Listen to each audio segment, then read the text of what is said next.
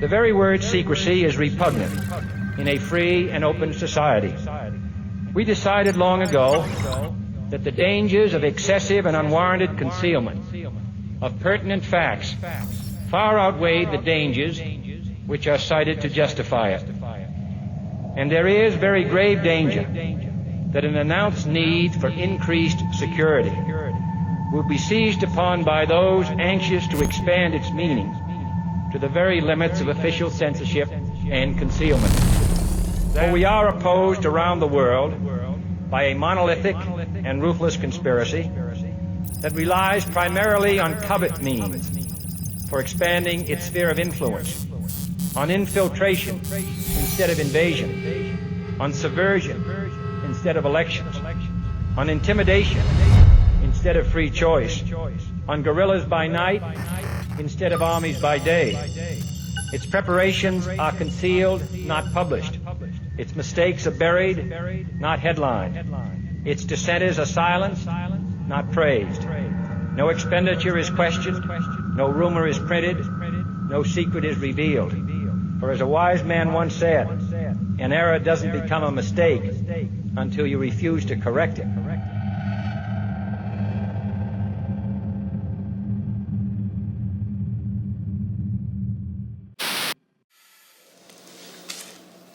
Hundreds of people in the valley say they are hearing voices in their heads. And those voices are being transmitted by microwave or other methods. Well, several viewers asked us to investigate what they call electronic harassment. KMIR6's Angela Monroe joins us now with what she's discovered. Angela. Electronic harassment, synthetic telepathy, voice-to-skull technology. Chances are you haven't heard of these terms.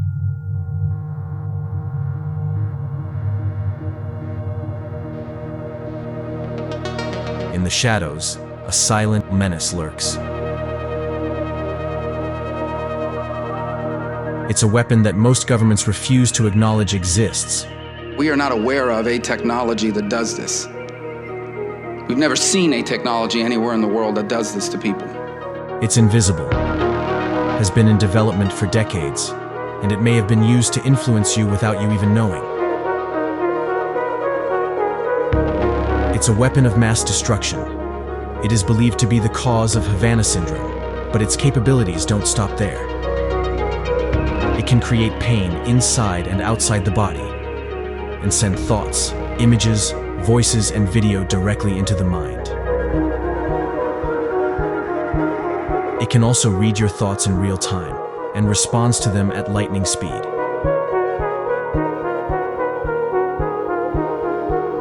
It is being combined with real-world psychological torment that includes gang stalking or flash mobbing to drive people to despair, to suicide, or worse. It is used to torture people around the clock. Every minute of every day for years on end. This torture can include painful spikes and zaps that prevent you from concentrating on anything, or voices in your head that make disparaging comments to you all day, chipping away at your patience and self-esteem while making you paranoid about everyone and everything. Sometimes these voices pose as people you know, or even God. If you speak about your symptoms, you're likely to end up isolated from friends and family, and often at the mercy of doctors in a mental health facility, following the typical protocols for psychosis and schizophrenia.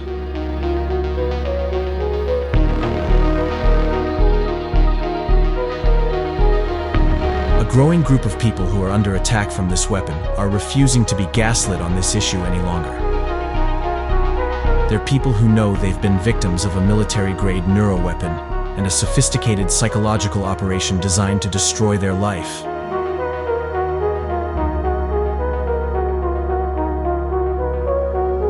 In this film, we join those taking the fight to Washington, D.C., London, Ottawa, and Brussels. The question is, will anyone listen? It is important that we inform the public that there is a serious problem happening with energy weapons and electromagnetic frequency and energy. At the beginning, it felt like there was somebody behind me at all times. My target started when I went to work for the federal government. I feel like I've been enslaved by someone that I don't know or a group that I don't know that has been testing in a human experimentation manner.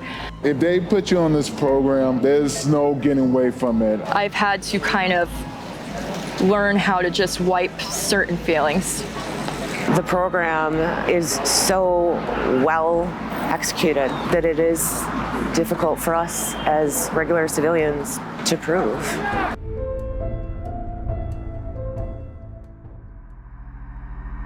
The victims of these top-secret neuroweapons call themselves targeted individuals. The experiences of targeted individuals tend to be a combination of symptoms that fall into three categories: audio-visual, physical, and real-world. Many people on the targeted individual program report both audio and visual anomalies, often voices, images, or thoughts sent into their minds. The images appear in the mind's eye, both when the eyes are open and closed. The voices are heard inside the head, not through the ears. The thoughts present as your own thoughts, but often include things that seem odd, like words that aren't in your usual vocabulary. Victims report that these attacks seem to be trying to psychologically break them. The voices react to both the thoughts and the speech of the victim. In addition to voices, victims who suffer the audio effects also report hearing strange noises, tinnitus, and a debilitating pressure inside their head. These symptoms mirror what we've been told about Havana syndrome and match the capabilities of a weapon known as V2K, or the voice of God, as reported in Wired. The voices often pose as God, dead relatives, or other personas. They say things to humiliate the victim, make them paranoid, and control their behavior. This is a very debilitating technology that injects voices into your head 24 hours a day, nonstop, very harassing, threatening, condescending, just constant harassment in the worst way. I experience pretty much 24/7 V2K. I haven't had silence in around 7 years. There's nothing really said that is worth anything. It's all a lie. Anything that's ever said through V2K is not to be trusted. It's there to make my blood pressure rise, maybe even shorten my life. It was hard for me to talk to people because it was like talking to two people at once, or at least listening to two people. The chatter starts before I even wake up. That's how I wake up every morning. It forced me into suicide twice. It's clear, concise communication. This is not something abstract because I'm a social worker. I work with individuals with disabilities, and I've worked in mental health for a number of years. It's not that. It doesn't manifest or present as that. It is individuals speaking to you, taking out your credit card, get that number, you having intimacy, and they're discussing your body parts or your husband or wife's body parts. So this is an active engagement that's happening through some sort of radio frequency. I was getting these headaches, these directional sounds. It was the lyrics of the song being said out loud in like a robotic, like Alexa voice or something, and it scared me. I froze. It's always some kind of manipulative thing. They're projecting some kind of outcome they want, and their phrases revolve around that. If you're a religious person, they might try to pretend to be an angel or a demon or something, and then try to convince you to do things that you might otherwise not do. I was being sent visuals and images, sort of like an augmented reality overlay. There were visuals being sent to me while I was driving. There was a car accident. The vehicle that I was in rolled over. It started out with V2K, so I started to get dizziness, tinnitus, started to hear family members and friends' voices in my head. Felt like a radio was being tuned in around different areas of my home. It really wanted me to lash out. It was almost like whispers, like they were talking about me. You're locked inside your own head. It wanted to isolate me as much as possible. I knew that it wasn't true, and so it really made me retreat into myself. I got, thank God, on the path of understanding little by little just exactly what this program is. The voices are just, for me, they were very condescending and they were very aggressive. I receive voice-to-skull transmission as soon as I wake up from 6 o'clock in the morning, when I go to shower, when I eat, when I call my mom, when I go to meeting, when I go to sleep, when I watch a movie, 24/7. It's just a game playing with my mind. They use plenty of torture technique. The most famous one is actually just starting a sentence, so my brain finish the sentence and get distracted. I hear voices. They are commenting what I am doing, what I am choosing, what I'm wearing, and my thoughts. They most of the time talk evil things to me. So they call me various names. For example, they call me fat or stupid and those kind of things.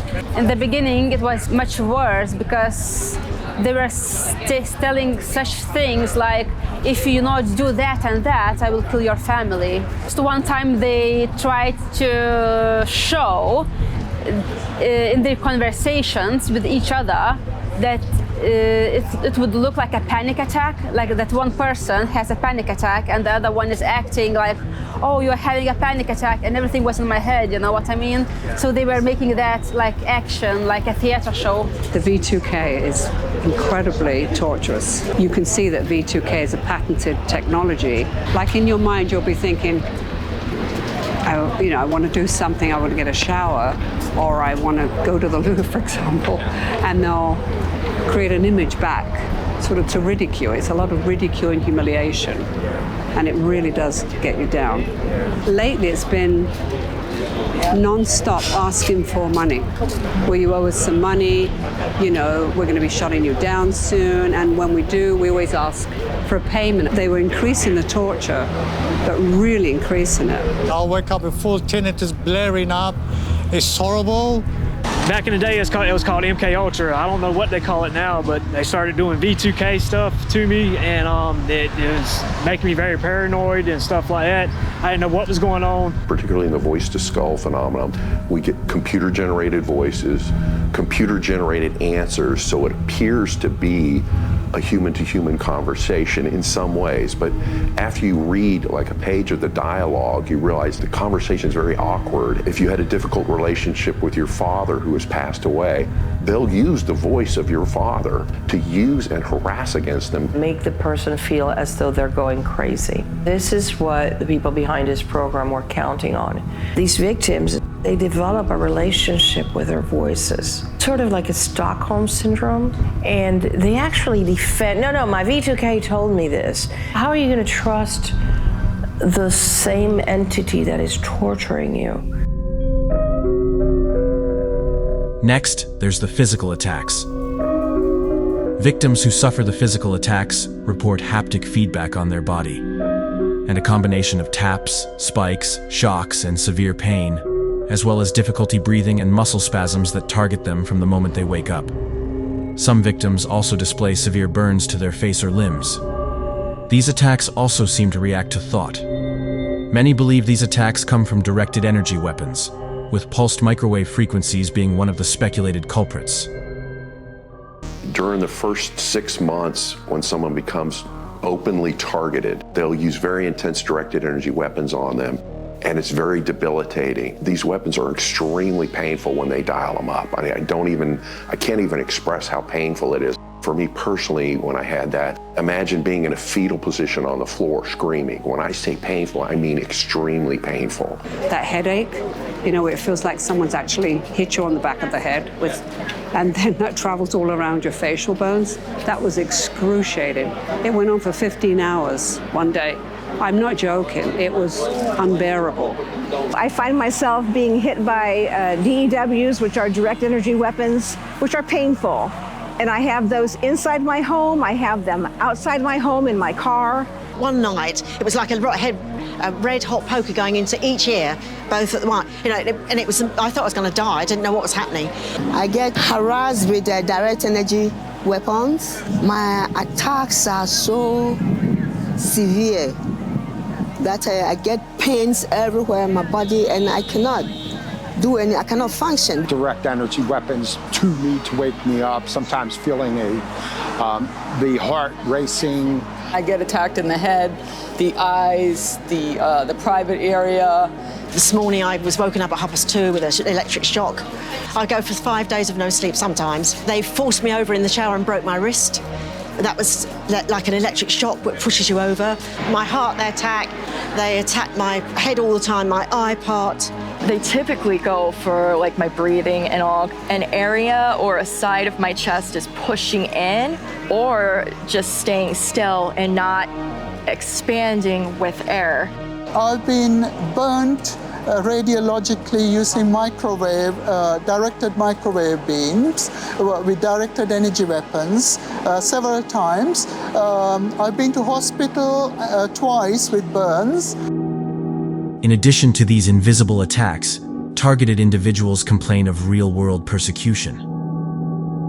This can include a campaign of stalking, harassment, street theater, and break-ins, designed to be very obvious to the target, but seem crazy to anyone they tell. The gang stalking can target the victim every time they leave their house, with what seems like multiple people involved. It often includes some kind of trigger device, multiple people wearing the same color or holding their phone towards the target as though they are filming. With the street theater, people will approach victims in the street to say trigger words about things they have merely thought about, or to cause a scene in a crowded place. Victims can suffer from home break-ins where nothing is taken, but things are damaged, added or moved in a way that makes the victim question themselves. Many victims also report issues with their devices, which may switch on for no reason or seem to be hacked. This part of the program seems designed to make the victim feel as though everyone outside is a potential enemy combatant, and in turn, make them sound crazy to anyone they talk to.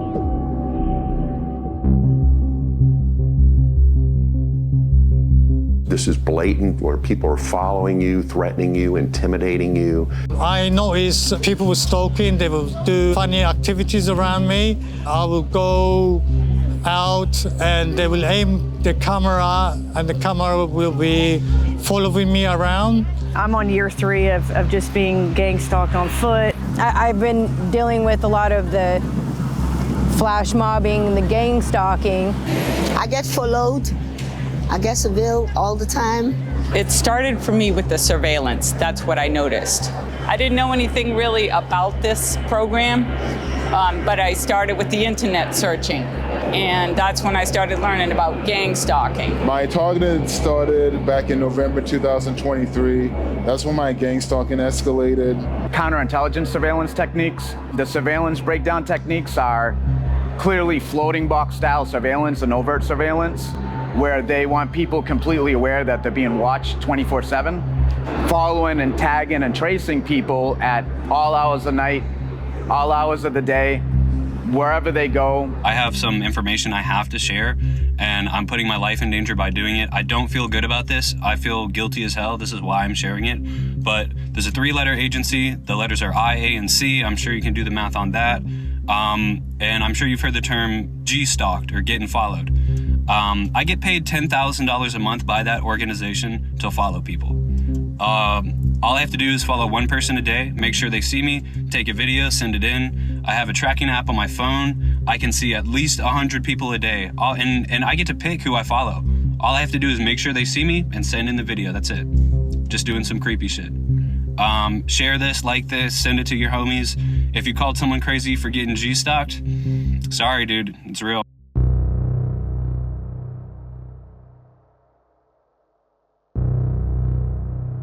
You have street theater that are just doing little things on the street to draw your attention. When I said my prayers, I was saying certain things. And then I'd have a person repeat exactly what I was saying in my prayers that were personal to me. It was inside my head. So I made an Amazon purchase and I couldn't decide if I wanted the pink or the green one. And I walked by and someone told me to get the green one. And I thought, well, who are you? I would also find my car constantly vandalized way often than it should have, like maybe once a month. My glass was scratched deeply, my tables, my wood chairs were gouged, and it's a constant daily thing with daily home enterings in my home. It'll be things that are meant to make me doubt my reality. I mean, it really just puts you in a state to where you're just constantly questioning everything, and you really don't look at things the same, and you really can't trust anybody. It gives you trust issues, and you don't trust anybody. You sometimes think that everybody's up against you, but it's not like that. The main goal of all three categories is to make the victim acutely aware that their thoughts are being monitored remotely. The voices react to thoughts, the electronic harassment reacts to thoughts, and the gang stalkers often seem to be waiting for victims at their destination. This leads many victims to believe that they have been implanted or had nanotechnology set upon them without their knowledge and against their will. But some victims believe this is all being done wirelessly. If so, that begs the question, can they already read everybody's mind with this technology? One thing is for sure, this program takes a heavy toll on its victims. The abilities of this weapon may sound like science fiction, but the outcome for victims is far from fiction. Very quickly, their lives become a living hell from which there is no escape. No privacy and no room to think, against a backdrop of physical and psychological torture. Years of their lives are stolen, their close relationships break down, and many end up unemployed and homeless. A significant number take their own lives.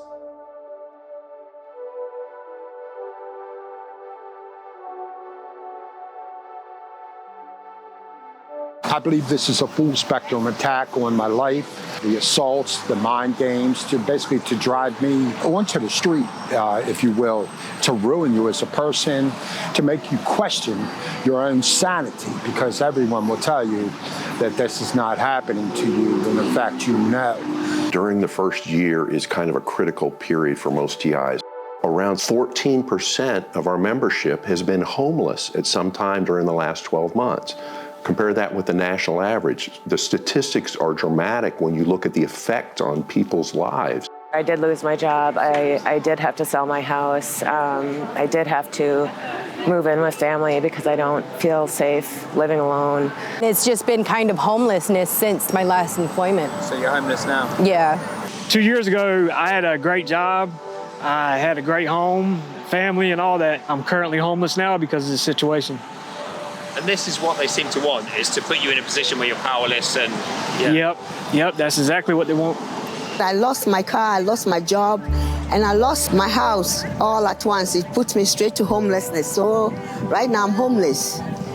In the beginning, it almost destroyed my relationship with my family. So I told my family members, talked it through with them. They were very uncomfortable with it. I was as well. Family, it's very hard with family, you know. Some believe and some don't.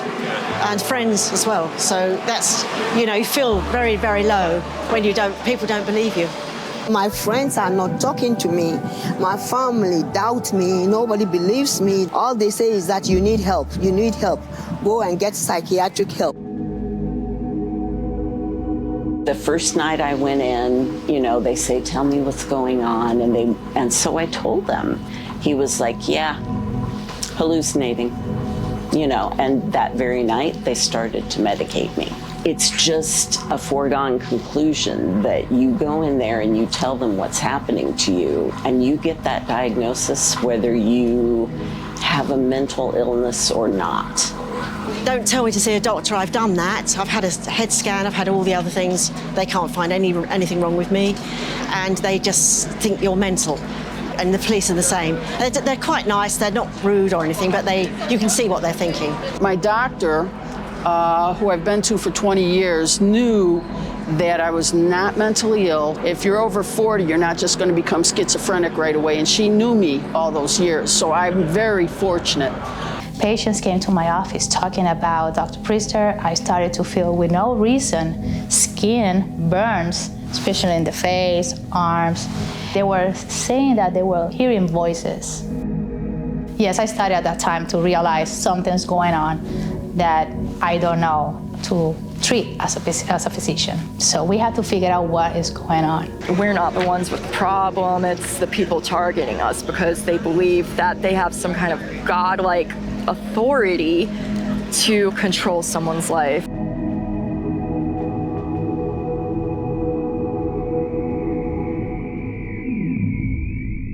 It just messes up your entire life. My entire life is like I can't have a life, you know? And it's been going on since 20 years. Hasn't stopped. No break. No day off. No day off. They don't take a day off.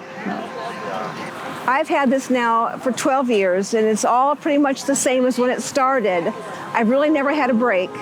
The day that it started, it never quit. It's destroyed my life. It's difficult to find joy. Until you've been in this position, you really don't understand what it is and how it destroys your life in every way possible. It was only through the grace of God that helped me not, take my own life. But it took me many, many years. It's 7 years of harassment, electronic harassment. It took me 5 years to find out what was happening. You get the knowledge is the most important. Getting the knowledge and learning about the technology and the torture technique they use. I mean, I called MI6 or something. I mean, crazy, but they just said, they weren't nasty. They just said, try and get some proof if you can. And it is hard. You can't see it. You can feel it, my God, you can feel it. During the first year is a period that, unfortunately, we see many of the suicides. We live in a very dark place. They want you to be miserable. They want you to feel hopeless. They want you to feel sad, and they want you to commit suicide. If you commit suicide, you let them win. Just a summary, what's it done to your life?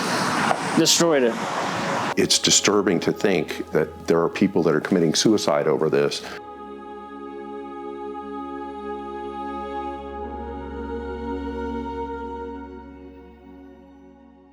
The media coverage of this program has been condescending and sarcastic.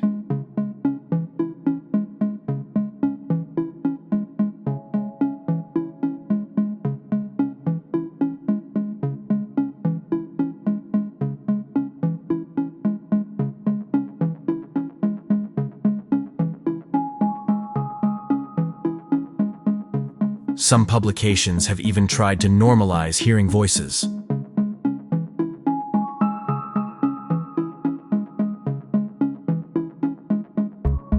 The Wikipedia page on electronic harassment includes phrases like delusions and psychosis.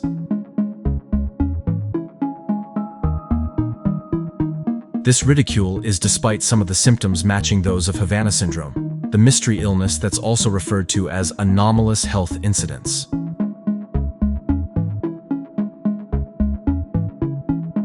When Havana syndrome first hit the headlines in 2016, the initial CNN report mentioned victims heard voices. It's not just a very disturbing high-pitched noise, but there might even be voices or a message, a continual message that people have been victimized by, this sound, there's this kind of messaging coming from it. Many believe these attacks come from weaponized neurotechnology and directed energy weapons, with pulsed microwave frequencies being one of the speculated culprits of Havana syndrome.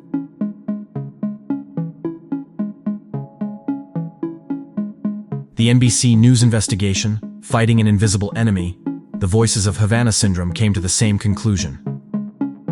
The committee felt that these acute symptoms were more consistent with a directed radiofrequency energy attack and explored possible related mechanisms. We looked at 4 possible mechanisms, but came up with one that we thought was most plausible, and that was pulsed microwave energy. The National Academy of Sciences report was really helpful in saying, yes, it's our belief that these are directed energy attacks, that they are real, and that they were perpetrated by somebody, a state that has this kind of technology. The idea of neuroweapons, non-lethal directed frequencies designed to impact cognition, isn't new. Can microwaves also allow our thoughts to be read, as simply as picking up a cell phone signal? Or is there a covert plan to chip the population underway?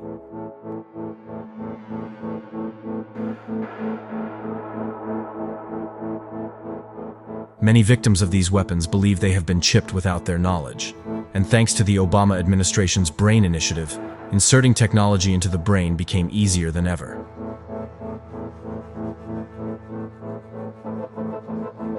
In 2022, the U.S. Department of Advanced Research Projects Agency, or DARPA, concluded work on its N-Cubed program. N-Cubed sought to create non-surgical nanotechnology capable of entering the body through the mouth, nose, or by injection, and once inside, migrating to the brain where they become sensors and transmitters. It's reported that its capabilities include a form of mind control. In 2009, Hollywood producer Aaron Russo, famous for his film Trading Places, made an extraordinary claim. I met Rockefeller through a female attorney I knew who called me up one day and said, one of the Rockefellers would like to meet you. And I met him and I liked him. And he was a very, very smart man. I used to say to him, you have all the money in the world you need. You have all the power you need. What's the point? You know, what's the end goal? And he said the end goal is to get everybody chipped, to control the whole society, to have the bankers, the elite people, you know, the bankers and some governor controlling the world.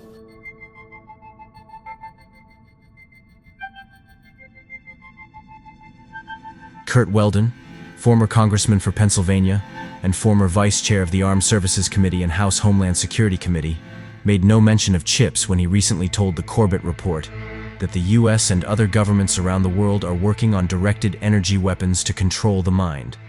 The U.S. and other countries are now using directed energy weapons, not just to take apart material things, but to affect the human brain. And the biggest concern I have for the future generations, and they're not aware of this right now, is there is work going on in America and around the world on the use of wave patterns to penetrate the brains of human beings to control their minds, their actions, without their having any ability to stop that from occurring. An NTD report out of Asia also highlighted recent comments from China's Xinhua, who reported that the Chinese Communist Party are investing heavily in mind control technology, and that there was no need for a subject to be chipped to achieve this. The CCP hasn't hidden its intention to weaponize mind control. Regime media mouthpiece Xinhua reprinted an article earlier last year speaking highly of the technology's military and wartime value. The article says the purpose of mind control weapons is not the destruction of an enemy's flesh, but of his will. It also says the new technology doesn't require a chip implanted in the human brain. Instead, electromagnetic waves, light, sound waves, smells, among other things, can be used. Prominent neuroscientist and Georgetown University professor Dr. James Giordano confirmed to us that directed energies are increasingly being harnessed to impact the brain. If you're looking at things like directable energies, whether it's sonic energy, infrasound, or ultrasound, rapidly pulsed microwaves, well, these things, number one, are directable. Number two, they can be used with relative clandestine, if not covert, capability. In 2012, various news outlets reported that Russia was working on a mind control zombie gun that would be ready within a decade. Previously, in 2001, President Putin had made it illegal in Russia to employ electromagnetic, infrasound, and other psychotronic weapons. In 1994, it was widely reported that the FBI was considering using a Russian-made mind control machine on the religious sect, the Branch Davidians. And in 2007, Wired reported that the U.S. Department of Homeland Security had hired a Moscow-based mind control lab for use of its software, which can reportedly read the subconscious mind and alter behavior. 8 years after the first reported cases of Havana syndrome, the Counterterrorism, Law Enforcement, and Intelligence Subcommittee hearing on anomalous health incidents examined these weapons in a public setting. The victims are not just selfless public servants, but their spouses, children, including infants, and even pets. With a high-powered microwave system weapon that may have the ability to weaken, intimidate, or kill an enemy over time and without leaving evidence. 2012 intelligence information indicated that this weapon is designed to bathe a target's living quarters in microwaves, causing numerous physical effects, including a damaged nervous system. I am convinced that the evidence that exists in the classified arena directly contradicts the public conclusions expressed by federal agencies as to the origin, cause, and scope of AHIs. Former United States Army Lieutenant Colonel Greg Ed Green later spoke to 60 Minutes and said the Pentagon shut down many attempts to investigate and had demanded unachievable evidence for a weapon designed to be silent and invisible. Greg Ed Green, who ran the military investigation, told us he had the Pentagon's support, but the bar for proof was set impossibly high. I think it was set so high because we did not, as a country and a government, want to face some very hard truths. And what are those? Can we secure America? Are these massive counterintelligence failures?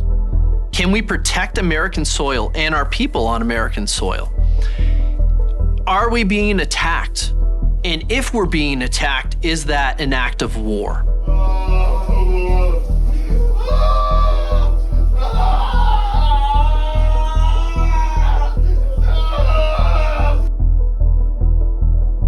These aren't the first high-profile people to speak out. Former head of the FBI in Los Angeles, Ted Gunderson, was one of the first high-profile names to talk about gang stalking.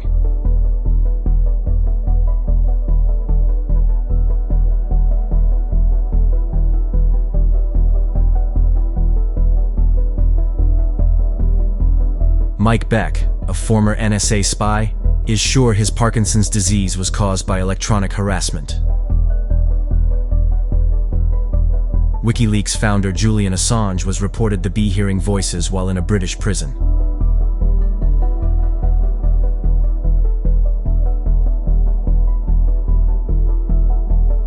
Former Raytheon employee Eric Hecker has also recently gone public. I spent a year at the South Pole Station from November of 2010 to November of 2011. And it was in that experience that I came across what I now know to be directed energy weapons systems operating under the false pretense of scientific experiments. I suffer the symptoms of what are commonly referred to on the Havana Syndrome symptoms list. It's logical and reasonable to consider that, these corporations, there's nothing that prohibits them from having higher technology that they're not putting to market. Many thousands of people worldwide are suffering from the same set of symptoms. They get ridiculed by the media, ignored by the government, and are having their mental health weaponized against them. There's one organization fighting to change that. Founded in 2017, Targeted Justice is a human rights organization dedicated to ending the weaponization of exotic neurotechnology and what they call a weaponization of government against American citizens. Richard Lighthouse and Anna Toledo are in Washington, D.C. to host their latest targeted action, an ongoing meetup and protest for victims of these weapons. Both victims of these weapons themselves, Anna and Richard are planning a week of activities in and around the U.S. Capitol to help raise awareness with federal employees and hopefully secure meetings with congressmen. Targeted Justice has come to Washington, D.C. before. We've had rallies. This year, we've had a much bigger audience, and this has been key to getting the word out and getting more exposure for what's happening. We have a mission statement at Targeted Justice that it's basically three-pronged. Expose these atrocities, educate the public and legislators, and shut down the program. We're advocating for freedom this weekend in D.C., just representing non-investigative subjects with Targeted Justice and hoping to end this targeting program. Please, whatever it takes, stop the targeting of innocent individuals in this country. Most people are just patriotic, conservative people that have been targeted. DHS has a $110 billion budget. And Rand Paul said, well, we asked about some of these contracts and some of these relationships, and they couldn't even say what they were about. Of course, because it's not that they didn't know, it's that they didn't want to tell you because they're illegal, because they are harassment, because they are organized stalking. You know, the people in Congress are the ones that are supposed to be saying, wait a minute, what are you spending all this money on? But there is absolutely no oversight. Innocent people are being put on the terror screening database watch list, secret categories 3 and 4. These are non-investigative subjects, everybody. That means they're not criminals, they're innocent people. Many people are being microwaved. Little children are being microwaved. People are dying from these directed energy weapon attacks being perpetrated against them. And it's real, and it's happening. And people need to wake up. I'm excited to be here with Targeted Justice to get this program shut down. It's a vindication for those of us who have been suffering and tortured for too long. Include civilians in the Havana Act of 2021 because Havana Syndrome doesn't discriminate. FBI and DOJ, they're very much a part of the program. I honestly believe people at top do not know what's going on at the bottom levels. We've got to tell them what's going on. They don't know. So if the entire organization's not involved, it's the rogue elements that are sworn to secrecy that won't even tell their boss what they're doing. In a recent hearing, FBI Director Kash Patel stated that no part of the FBI was targeting innocent Americans. Director, yes or no, is the FBI still spying on parents at school board meetings? No, sir. Is the FBI still targeting Catholics? No, sir. Is the FBI still spying on President Trump? I don't believe so. Is the FBI still censoring Americans? No, sir. Is the FBI still targeting Americans for shopping at Cabela's or purchasing Bibles? Nobody is targeted for their faith. Is the FBI still targeting Americans who are pro-life?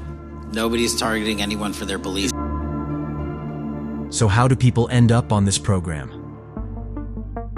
We're not sure there is a good reason or a valid reason. So it appears some people are just randomly chosen. What's more common is whistleblowers, people that make someone angry who knows that there's a terror screening database and knows how to make a nomination happen. I used to live in the country in rural Nebraska, and I started noticing some criminal activity taking place out there. Of course, I reported it to the police.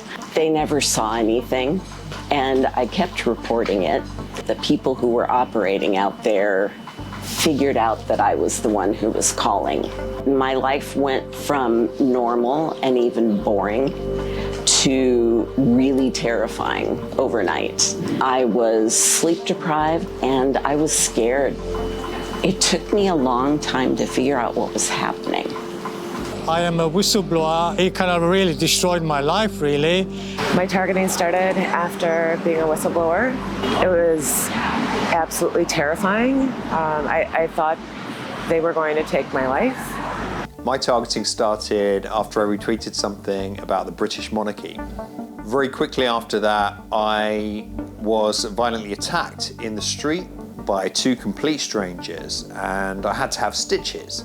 I went into hospital. When I got back from having the stitches, the moment I closed the door, there was a knock, and it was a charity worker from a well-known British homeless charity. I thought he was going to give me the pitch. Very quickly, he went on to tell me how proud they were of their royal patron.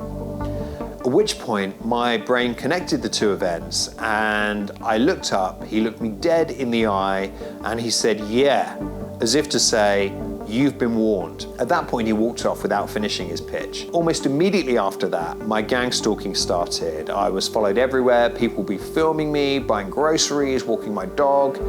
It got too much, so I moved cities, but the stalking followed me there. Not long after that, my electronic harassment started, and that's when the nightmare really began. I think we have a very serious problem in Britain. I think there is an abuse of power going on, and I think people need to be made aware of it because it can come for anyone. Targeted Justice believe that individuals are placed on this program via the terrorist screening database, handling code 3 and 4. This system was established by President George Bush Jr. in 2003. They believe Section 702 of the Foreign Intelligence Surveillance Act enables some of the activities of this program.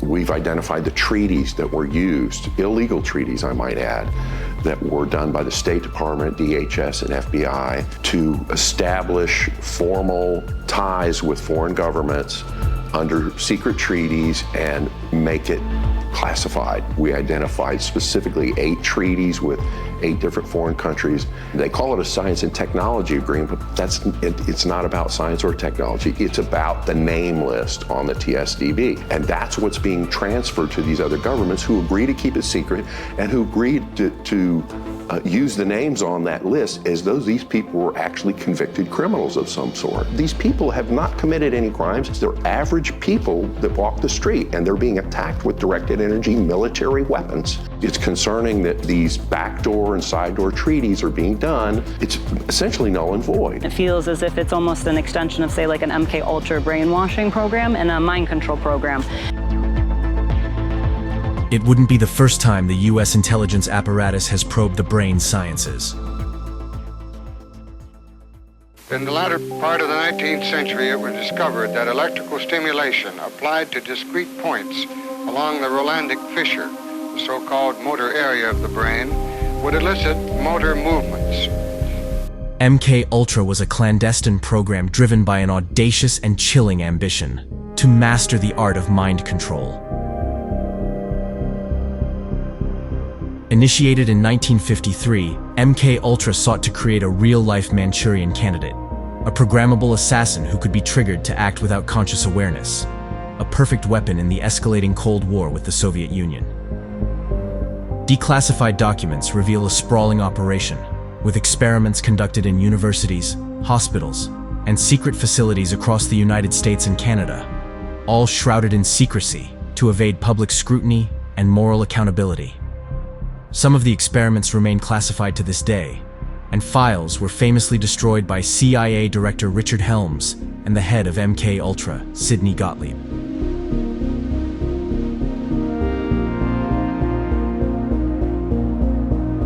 I absolutely believe that there are connections to this type of nefarious activity with things like MKUltra. It's certainly been a part of my experience and stuff that I'm trying to, again, decipher. It goes on and on and on with different types of experiments that they're trying on different people to see what causes the most trauma. At the heart of MKUltra's most harrowing experiments stood Dr. Ewan Cameron, a renowned Scottish psychiatrist whose work at McGill University's Allen Memorial Institute in Montreal became a cornerstone of the CIA's mind control pursuits. He was a covert operative for the CIA and conducted some horrific experiments on his patients. Funded covertly by the agency, Cameron developed a technique called psychic driving, a method aimed at erasing and reprogramming the human mind. This type of horrific experiment would be followed up by what Dr. Cameron called psychic driving. What that really is a repetitive message. Between 1948 and 1964, Dr. Ewan Cameron conducted mind control experiments on his patients at the Allen Memorial Institute. They were financed by the CIA and the federal government. At the time, the medical team used drugs and repeated messages to alter the brains of their guinea pigs.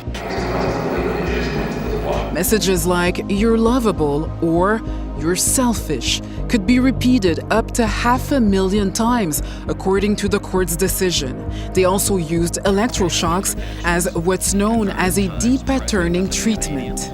Cameron subjected patients, many seeking treatment for minor issues like anxiety or depression, to extreme regimens of sensory overload and psychological manipulation. His experiments involved administering electroconvulsive therapy, often while patients were strapped into beds, subjected to endless loops of recorded messages designed to overwrite their thoughts and identities. The electroshock treatment was designed to push the victims into a chaotic state, with Cameron writing that disorganization accumulates with ECT, that is, the more one is shocked, the more disorganized one becomes. One woman said she had no recollection of 26 years of her life after receiving Cameron's questionable electroshock treatment. The tapes, played for hours or even days, were intended to implant new behaviors or beliefs, aligning with MKUltra's goal of creating a programmable human, akin to a Manchurian candidate. Dr. Cameron once bragged that he could turn anyone into a serial killer through this process. Cameron's Scottish heritage led many to ask whether Britain too was involved in mind control experimentation. When MKUltra's secrets unraveled in the 1970s, Cameron's experiments became a stark symbol of the program's reckless disregard for human dignity. Around the same time as MKUltra, the US Embassy in Moscow was being bombarded with microwaves in an incident that came to be known as the Moscow signal. The Russians weren't the only ones experimenting with directed energy. World-renowned Yale neuroscientist Jose Delgado carried out various frequency experiments on monkeys. He also believed mind control was the next logical step in human evolution. Recently released CIA documents refer to the feasibility of remote control of animals, and that special investigations will be conducted toward the application of selected elements of these techniques to man. Elsewhere, American neuroscientist Alan Frey discovered the microwave auditory effect, the ability to beam voices into someone's head wirelessly with microwave pulses.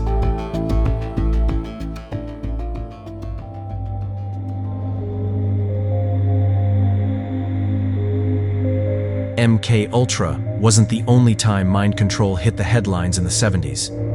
The CIA commented that they believed there was an attempt at mind control on a member of President Nixon's inner circle. Many believe MKUltra never ended and continued under a new name, in what we would refer to today as an unacknowledged special access program. But what would be the purpose of such a program? Declassified documents reveal that part of their agenda was to create subjects that would have an uncontrollable impulse to, quote, commit a nuisance. Another document revealed their desire to activate human behavior by remote means. Many would speculate these statements were coded language for mind-controlled killer. The quest for a Manchurian candidate would embody MKUltra's most sinister fantasy, a human stripped of free will and transformed into a puppet of the state. In one leaked document, a questionable researcher working for the CIA wrote to them stating that his research had come as far as it could without killing his subjects. Reportedly, the CIA wrote back to ask what it would take for the researcher to continue despite the risks, at which point, the morbidly eager researcher replied they would do the experiments for free. There was even some speculation that MKUltra played a part in the assassination of Robert Kennedy. At the time, the killer, Sirhan Sirhan, said he had no recollection of the incident and asked to be taken back to the scene of the murder to jog his memory. There has also been a lot of speculation that Charles Manson was part of the MKUltra program, given that Manson reportedly met with his parole officer in the very building where MKUltra's lead psychiatrist experimented. Manson was really into mind control. Well, you're suggesting Manson was a puppet. I'm suggesting that's a possibility, yeah. He was being used by the state. And then you have that whole COINTELPRO chaos, MKUltra angle to it.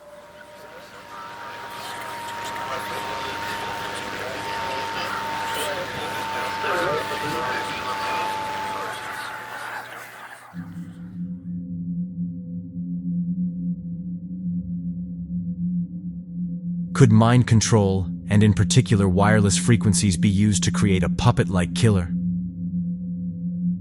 What could drive your everyday person to kill? Potentially a voice inside your head posing as God.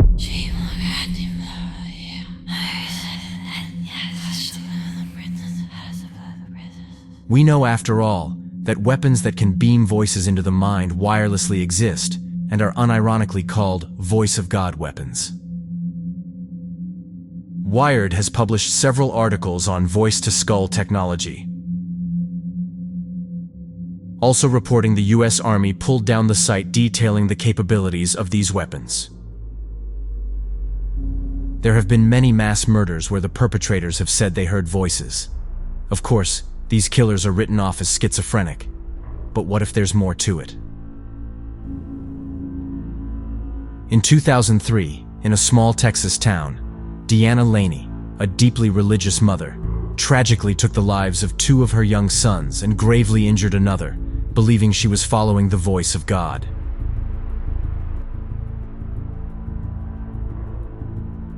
In Canada in 2008, Will Baker, a man tormented by insistent voices in his head that he believed were divine commands, tragically ended the life of a fellow bus passenger in a brutal attack. Baker later claimed that his voices had told him he was the 3rd chapter of the Bible, and he was to guard Earth against an alien attack. In the secure confines of the Washington Navy Yard in southeast Washington, D.C., troubled IT contractor Aaron Alexis, tormented by insidious voices he believed were emanating from extremely low-frequency government mind control devices, tragically ended the lives of 12 innocent civilians and wounded 3 others in a chaotic rampage, before being fatally shot by responding police. The Navy Yard shooting, the warning signs were there. ABC News has learned that shooter Aaron Alexis was kicked out of Navy housing just weeks before his rampage because he was raving about voices in his head. Law enforcement sources tell ABC News Aaron Alexis abruptly left a Newport, Rhode Island Navy barracks after constantly complaining that noises were coming out of his linen closet. During roughly the same time frame, Newport Naval Station police were warned by local authorities that Alexis was hearing voices and feared he was under constant surveillance by shadowy figures. As disclosed by the FBI at the time, Alexis had engraved my ELF weapon on his gun, and they had retrieved writings where Alexis said an ultra-low frequency attack is what I have been subjected to for the past 3 months. And to be honest, it is what's driven me to this. In the town of Colchester in England, troubled teenager James Fairweather, haunted by commanding voices, tragically ended the lives of 2 vulnerable strangers in brutal stabbings in March and June 2014. He told police his voices were demanding a human sacrifice and were laughing as he was carrying out the 2 murders. And I saw him. It was laying on the grass. Like that. It was like just fast asleep. Was where he was drunk. Went up to him. Stood over like that. And that. So I stabbed him first there. And I'd done it a few times. While I was doing that, my voices were laughing and laughing and laughing louder and louder. So my voices were talking to me. You need to make a sacrifice, or we're going to come and get you. You need to do it. In January 2017, at an airport in Florida, troubled Iraq War veteran Esteban Santiago, tormented by relentless voices in his head urging him to commit acts of violence, tragically ended the lives of 5 innocent travelers and wounded 6 others in a sudden rampage. Santiago had visited the local FBI to report that his mind was being controlled by a U.S. intelligence agency and that the CIA had been making him watch ISIS videos, presumably in his head. In Maine in 2023, troubled Army reservist Robert Card, tormented by relentless voices mocking and ridiculing him, tragically ended the lives of 18 innocent people and wounded 13 others in devastating attacks on a bowling alley and a bar, before taking his own life 2 days later.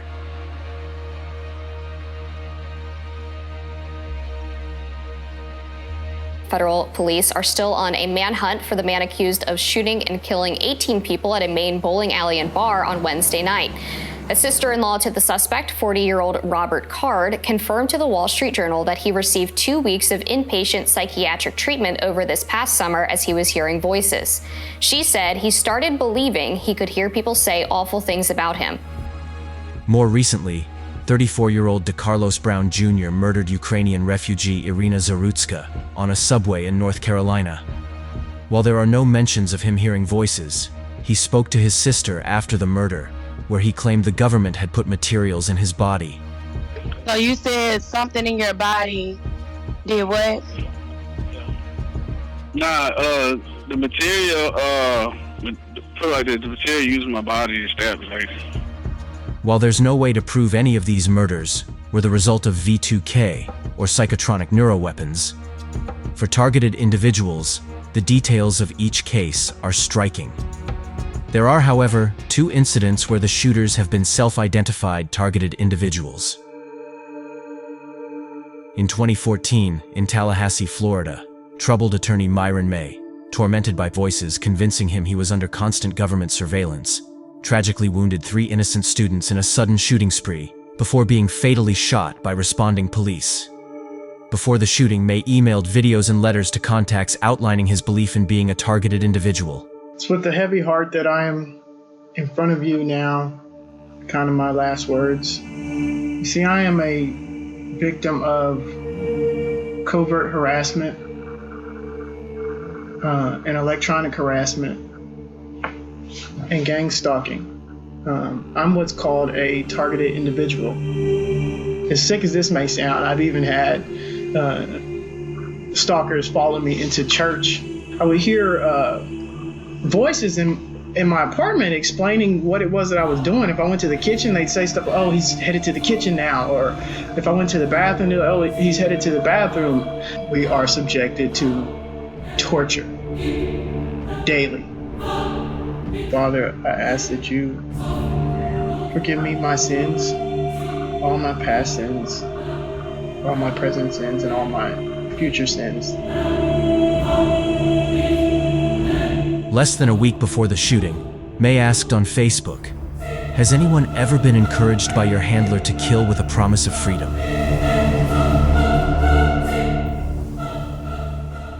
In August 2022, in the Ohio suburbs, Stephen Marlowe, tormented by merciless voices in his head, tragically ended the lives of 4 innocent people in a devastating shooting spree, before fleeing and publishing a pre-recorded video on social media, explaining his motives as being a counterattack against mind control. We have been attacked by this weapon our entire lives, and the attack against me personally is one of the most vicious attacks a human being has ever faced. I have tolerated the most inhumane torture in hopes that the FBI and CIA would come to my defense, but they have failed to come to my aid. My only hope is that you come to understand what has happened here. When the world realizes what has happened, there will be justice, but I cannot sit by and be a victim any longer, and I refuse to sit by and do nothing while my nieces and nephews and the rest of my family are operated on with mind control. Our thoughts are not private. It is disgusting and it is cruel. I will be launching the first counterattack against mind control in human history. I want to be very clear, this will not be an active shooting event. I will be executing some of the people responsible for activating shooters. If I can help another targeted individual fight back against telepathy, then the sacrifice will be well worth it. The most horrific weapon ever made is being used on human beings, and if you ever learn the truth, you will understand what I did here to protect myself and my family. Get this out to other TIs, other voice hearers, so the world has a chance to fight back. To my family, especially my nieces and nephews, I want you to understand that what I do here, I do for your future, and hope that you can live a life free of mind control. If the subject doesn't know they're under attack, a weapon that wirelessly projects voices directly into their mind could be influential, especially if the voice is posing as God or promising freedom in exchange for a human sacrifice. Are wireless frequencies and directed energy weapons being used to drive people to commit acts of violence? And if so, to what end? Repetitive messaging through people who are highly suggestible, is a CIA term, can be converted into mass murders or mass shooters. It is my personal opinion that the CIA is still doing this. People say mind control. Like, I don't imagine that somebody can shoot a beam into your head right now and make you do something specifically. I think of it more as manipulations, and some people are more susceptible to those manipulations than others. Somebody asked me, why would the CIA or whoever's doing it, why would they want to carry out shootings? And the answer is very simple. They want to disarm the population. I'm completely convinced that they are actually Manchurian candidate type programmed individuals who are targeted and then programmed to carry out false flag operations to frighten society, frighten the public, and create public concern so that on the back of that public concern, they can bring in tighter regulations and rules, curtailing human rights and your freedoms. Many targeted individuals testify to a manipulative nature to the torture they endure. One thing's for sure. This program is designed to drive people to the brink, where they'll do anything to make it stop, potentially even kill.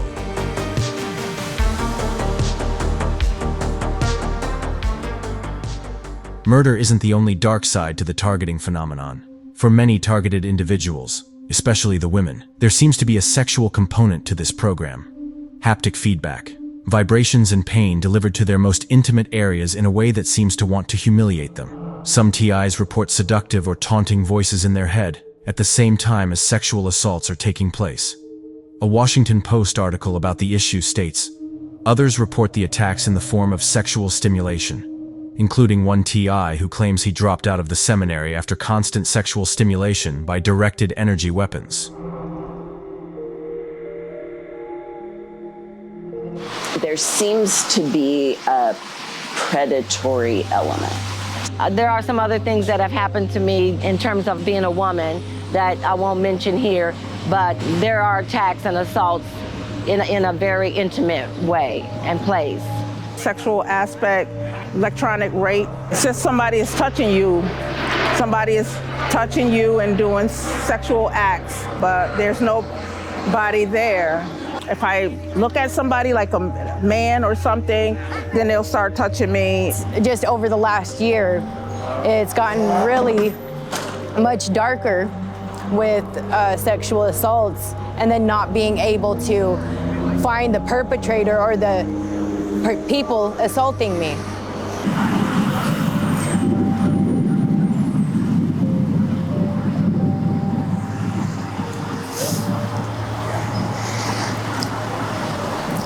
It hurts, and I'm a human being. Yeah, you're talking about like the electromagnetic, the rape and that? Yeah, that's, oh my God, that was kind of on the onset that I became aware of that. It was like I could feel it in my backside and my front side. And in the very beginning, it was, they wanted me to know. It was like I could feel this vibrating, just,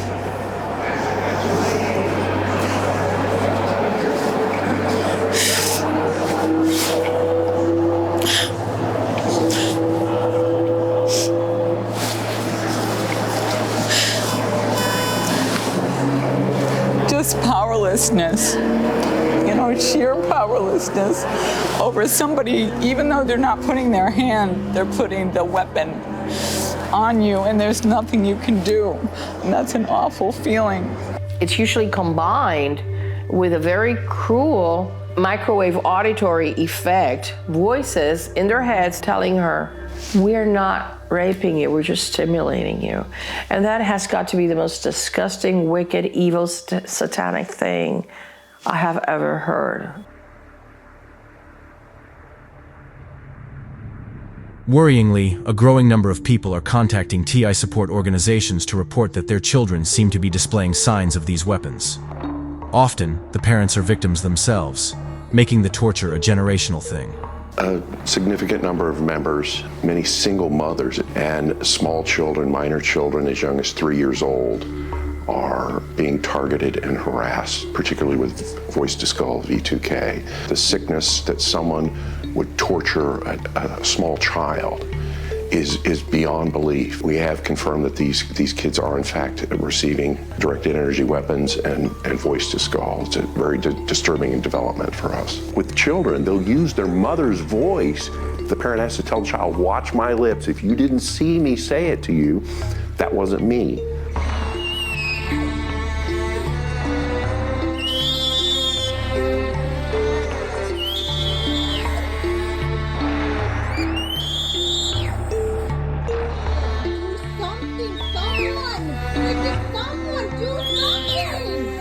The youngest we have record of is as young as 3 years old. What they do is that they beam voices at these children's, and they say things to them. For example, one of them would say, they're gonna eat my stomach. They're telling me that they're gonna eat my stomach. Another mother tells me that her 5-year-old tells her she never has a quiet moment in her head. Like, imagine a child 24/7 having these voices going on. Not to mention the damage to their developing brains, because this is perpetrated with microwave beams that are being directed at young minds. So, what evidence is there that these weapons are at use in the cases of TIs? And who could be running a program so unethical and that breaks every human rights treaty in existence? A 2018 Freedom of Information Act request by a muckrock journalist sent to the Washington State Fusion Center yielded an unexpected cache of documents on Antifa, the so-called anti-fascist movement that was recently declared a terrorist organization. The leak included several pages on psychoelectric weapons, detailing electromagnetic assaults capable of remote mind control, voices, induced pain, and even forced memory blanking. When asked about the documents, the Fusion Center went silent. There have been attempts to legislate against the use of neuroweapons in the United States. In 2001, Democrat and former presidential candidate Dennis Kucinich tabled an amendment to the Space Preservation Act bill to include bans on psychotronic, electromagnetic, and ultra-low frequency weapons. His amendments were removed prior to the bill's passing, after Kucinich was ridiculed in the media.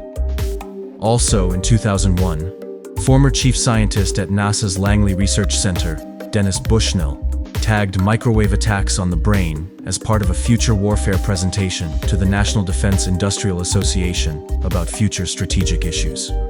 In the presentation, he stated that work is exceedingly sensitive and unlikely to be reported in any unclassified documents. Does that mean that these projects are out of the purview of the President of the United States? Targeted Justice has repeatedly claimed that the TI program falls under a top-secret clearance named Ultra, as in MKUltra, just below top-level clearance Majestic, above the security clearance of the U.S. President and Congressional Intelligence Committees, making them a violation of the U.S. Constitution. This security clearance system was allegedly set up by Vice President Nelson Rockefeller in the 1970s. One of the first people to make headlines about the targeting program is Harlan Gerard.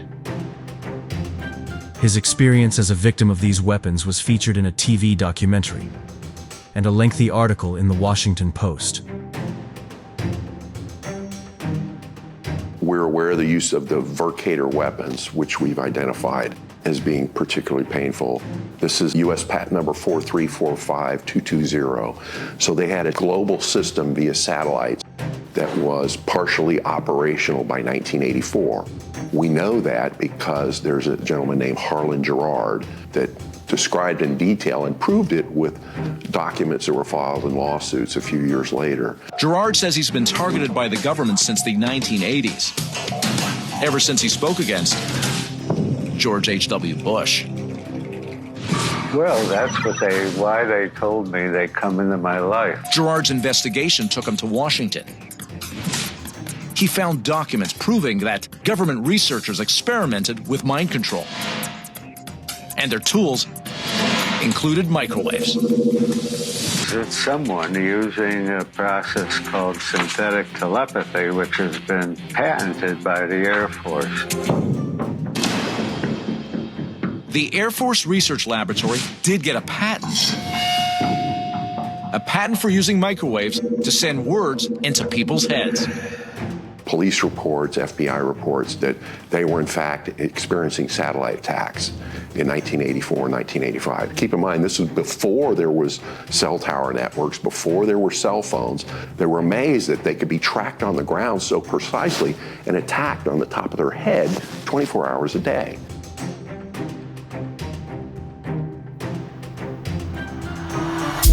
Many victims of this program try to find ways to shield themselves from attacks, especially at night. It's a painstaking and often expensive pursuit that sees them having to purchase Faraday or metal-lined items, which often have little to no impact. You have to put on your armor, not just the armor of God to face the world every day, but for sleeping, since you are stagnant for so long, that's when you really need to protect yourself, protect your heart, protect your head. With all these contraptions, you pretty much have to wear an armor.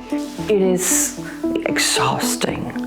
I don't have a lot of money, but I would try things like Kevlar, like the shielding that you would use for EMF. Nothing I've gotten has provided 100% protection, but it did provide some. I would just kind of sleep with the pillow between my legs, maybe the shielding over me as well, head protection with the EMF. I cover my legs with a kind of metal dustbin, really, to help me. I must look like a nutcase at night, but lucky enough, nobody sees me. I try all sorts of tactics to stop it, and that's how I can try to lead a normal life.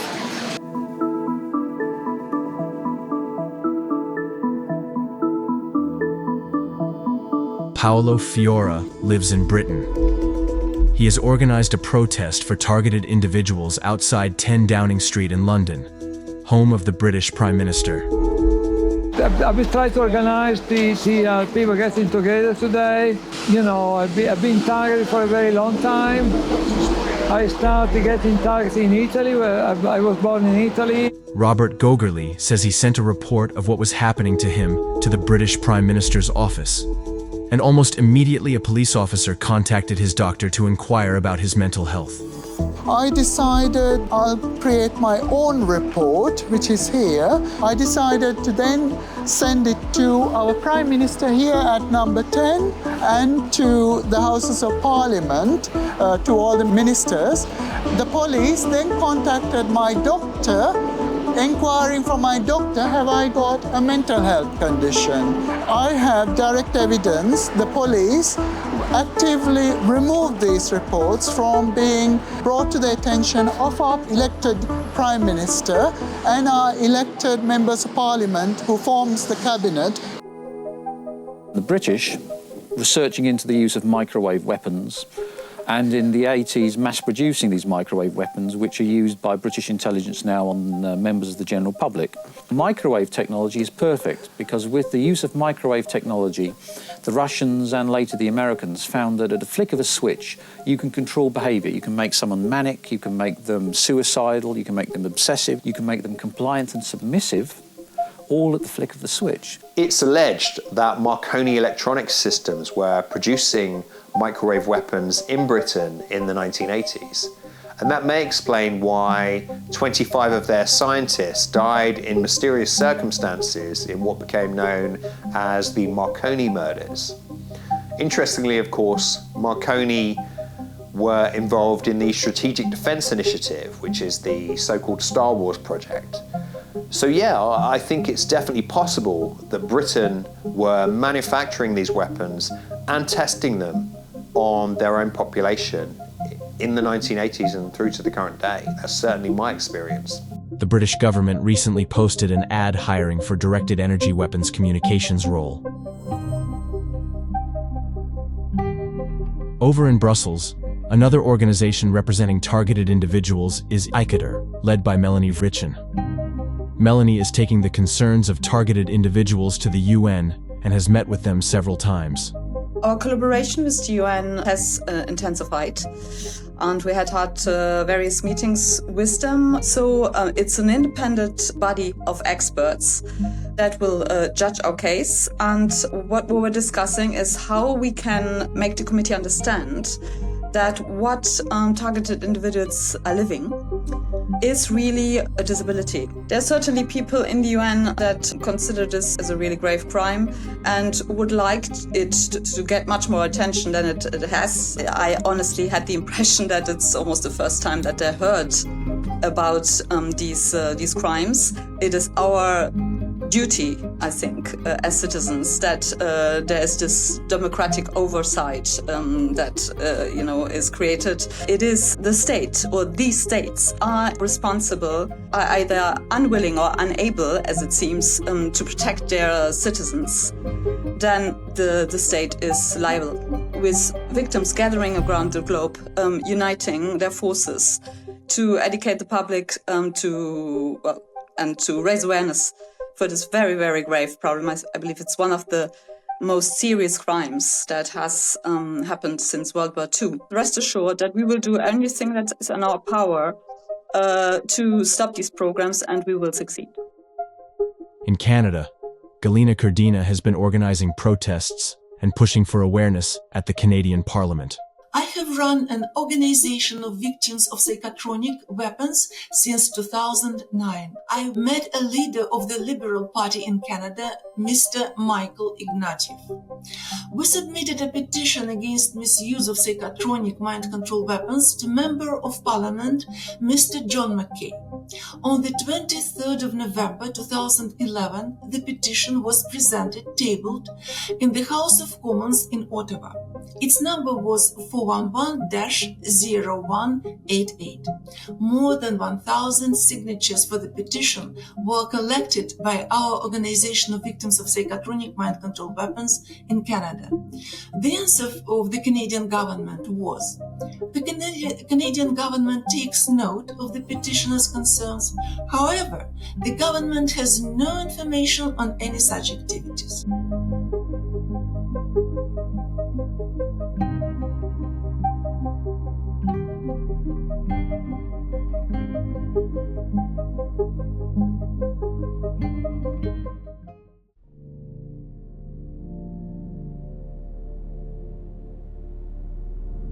Back in Washington, D.C., Richard and Anna have gathered the largest targeted individual rally on record, with attendees coming from across America to stand up for their rights. Anna and some of the rally attendees have managed to secure a meeting with a representative of U.S. Senator Jerry Moran. The meeting goes well, but the senator's representative says little. Anna and one of the rally's attendees have managed to secure a second meeting, this time with a representative of Senator Ron Johnson's office. When the meeting starts, Anna doesn't hold back. This is a travesty happening in America. It's a Stasi state and it needs to stop. This is about doing what's right. Let's investigate if there are civilian victims of Havana syndrome in the United States. As you know, President Trump on January 20th, among the dozens of executive orders he signed one very important one, which is against government weaponization. Why did the FBI create InfraGard? So that they are exempt from FOIA. Why doesn't he bring witnesses to testify that are victims of government weaponization, such as myself and normal Americans that have no ties to terrorism, to testify and say how our lives have been obliterated by these criminals? The meeting ends without any next steps. I'm gonna bite my tongue. We're in Washington, D.C. We just had a meeting with Legislative Council with Senator Ron Johnson's office. Unfortunately, he wasn't able to make the meeting, so we met with his representative. We discussed all the topics of targeted justice. Unfortunately, I don't know whether or not she took us serious, whether or not she's going to give that information to Senator Ron Johnson. We're here to document that we did give her all of the information she needed. It is so frustrating that as an American citizen with genuine concerns and complaints for redress, they will not open the doors for you.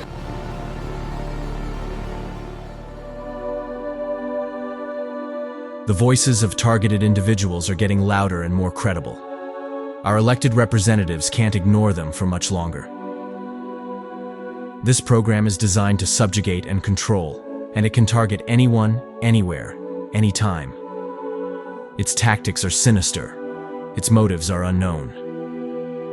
How many people have been through the mental health system or committed suicide due to this program? Can anyone be turned into a killer with enough torment? Can the world's governments or secret societies now deploy sophisticated militia-like tactics and military-grade neuroweapons to ruin someone's life in the most hideous, cowardly, and satanic way? And the most important question of all, could this become a global mind control program? I know it sounds fantastical and maybe beyond belief, and it's probably scary to even think about, but the truth is, this is real, this is reality. You or someone you love and care for can be a victim of this. Once I realized how big this thing is, I couldn't look away anymore. I had to do something. These folks are criminals.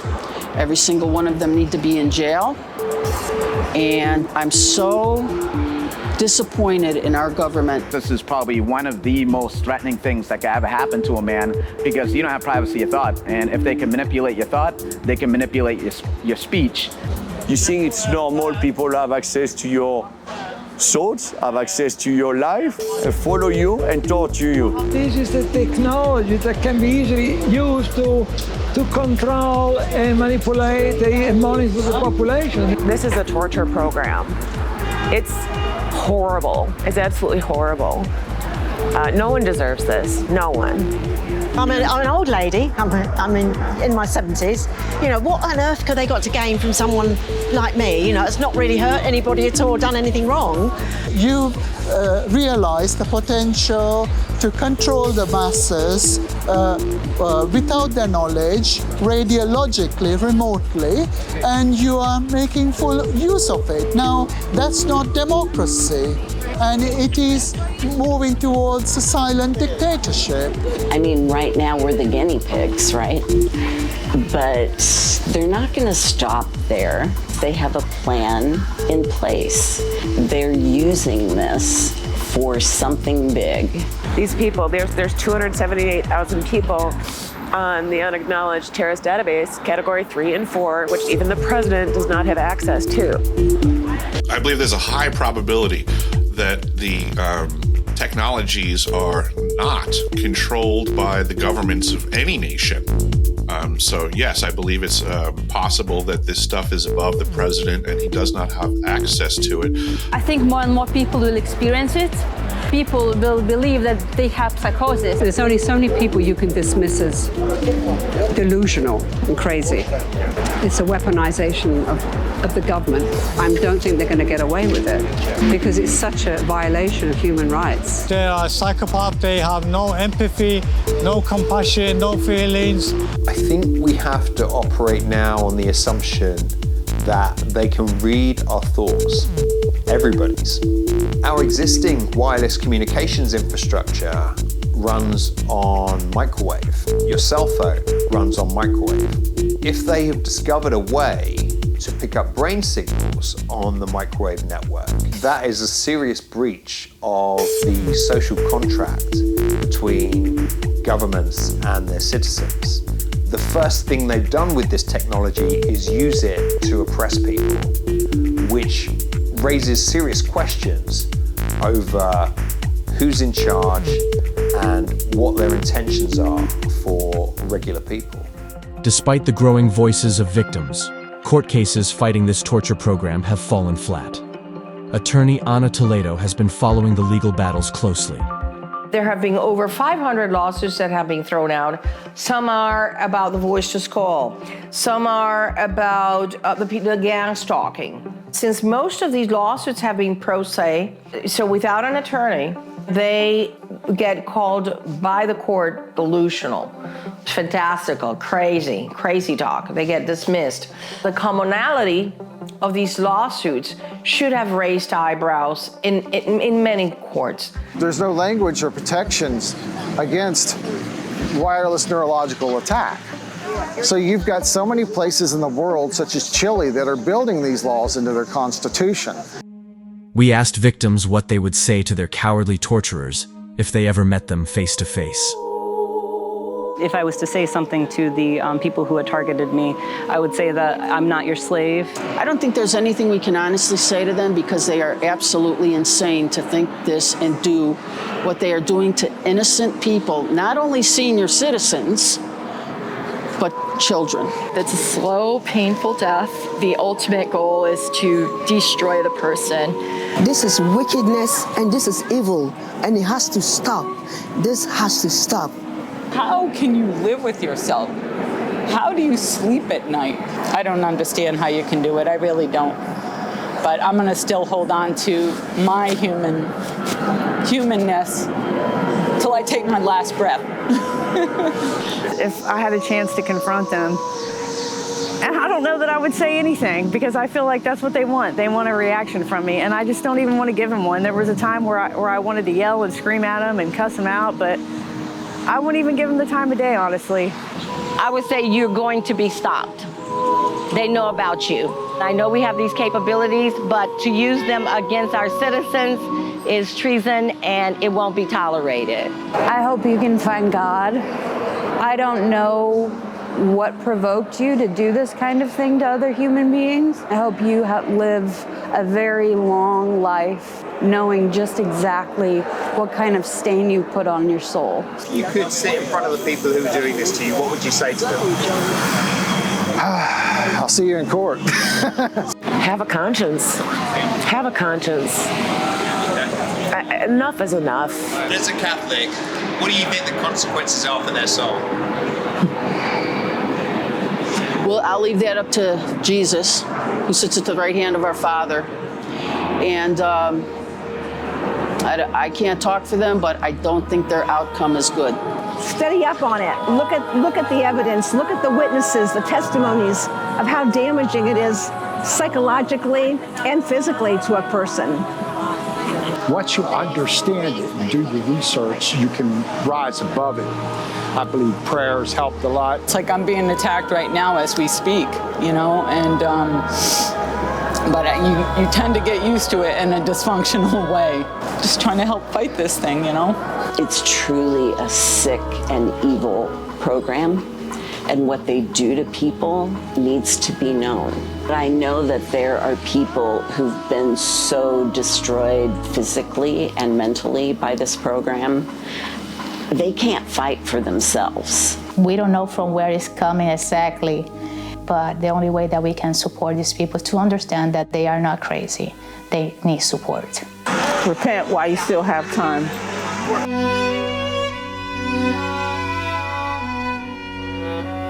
Despite the dark shadow that looms over them and the lack of help from elected representatives, many targets are hopeful that the tide is beginning to turn. Why is fighting this so important, so close to your heart? Because I cannot conceive myself of being a slave to this program. You know, I'd rather die. I'd rather die standing than live on my knees. You know, I'm not gonna stop this fight. Nobody could make this up. Nobody can go around claiming to be a victim of this if it wasn't true, because it's so horrific. No court of law would give a warrant to any agent to go into the brain of somebody and know what they're thinking. You cannot so much as pray to God, have an intimate conversation with God without these criminals listening into it. That's the ultimate violation of the most sacrosanct thing you can have, and you don't even have that anymore.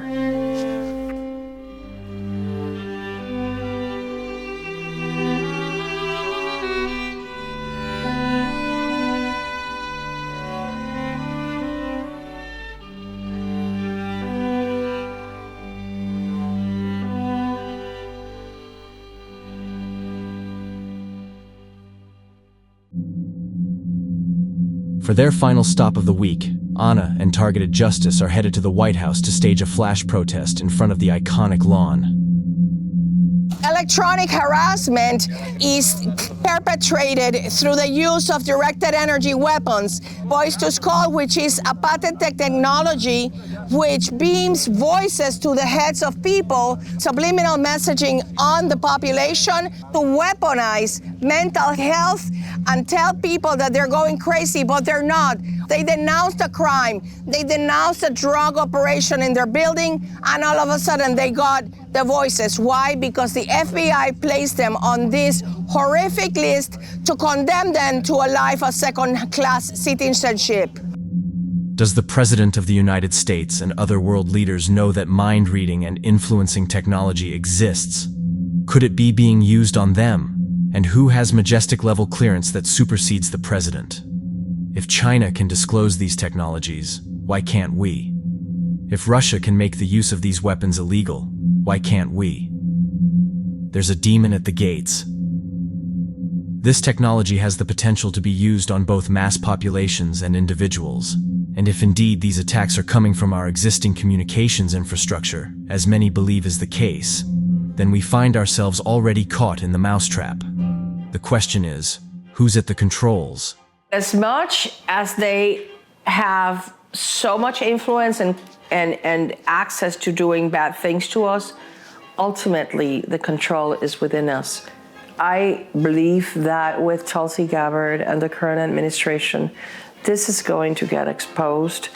Nobody's going to be made whole because the scars are too deep. It's torture on an incredible level. This technology that includes subliminal messaging can be used as a global mind control network.